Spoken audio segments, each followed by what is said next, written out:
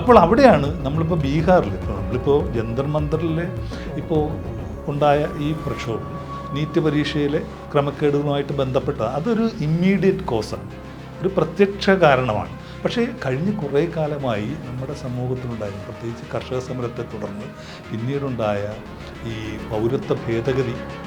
നിയമത്തിനെതിരെയുള്ള പ്രക്ഷോഭങ്ങൾ, പൗരത്വ രജിസ്റ്ററിനെതിരെയുള്ള പ്രക്ഷോഭങ്ങൾ, ഇന്ത്യയിലെ ന്യൂനപക്ഷങ്ങളെയും ദലിതരെയും നിരന്തരം വേട്ടയാടുന്ന അവസ്ഥകൾ, അതുപോലെ തന്നെ ഇന്ത്യയിലെ വനസമ്പത്ത് ഉൾപ്പെടെ ധാതുലവണങ്ങൾ ഉൾപ്പെടെ ഈ വേദാന്ത പോലുള്ള കോർപ്പറേറ്റുകൾക്ക് ക്രൂരമായി ചൂഷണം എന്ന് പറഞ്ഞാൽ ജനവിരുദ്ധമായി തന്നെ ചൂഷണം ചെയ്യാനുള്ള അവസ്ഥ ഉണ്ടാക്കി കൊടുക്കൽ, അതിൻ്റെ ഭാഗമായി ആദിവാസികളും ദലിതരുമെല്ലാം തന്നെ അവരുടെ സ്വാഭാവികമായ ആവാസ വ്യവസ്ഥയും ജീവിതാവസ്ഥകളിൽ നിന്ന് അട്ടിയോടിക്കപ്പെടുന്ന അവസ്ഥ, കാടുകളിൽ നിന്നും ആദിവാസികളെ കുടിയിറക്കുന്ന അവസ്ഥ. അപ്പോൾ ഇനി അല്ലാതെ ഈ ആദിവാസികളുടെ അവകാശങ്ങൾക്ക് വേണ്ടിയോ അവർ നേരിടുന്ന പീഡനങ്ങൾക്കെതിരെ ശബ്ദമുയർത്തുന്ന സ്റ്റാൻ സ്വാമിയെപ്പോലുള്ള പുരോഹിതർ വരെ ജയിലഴികൾക്കുള്ളിൽ കിടന്ന് മരിക്കേണ്ടി വന്നു എന്നുള്ളത് നമ്മൾ ആലോചിക്കേണ്ടതുണ്ട്.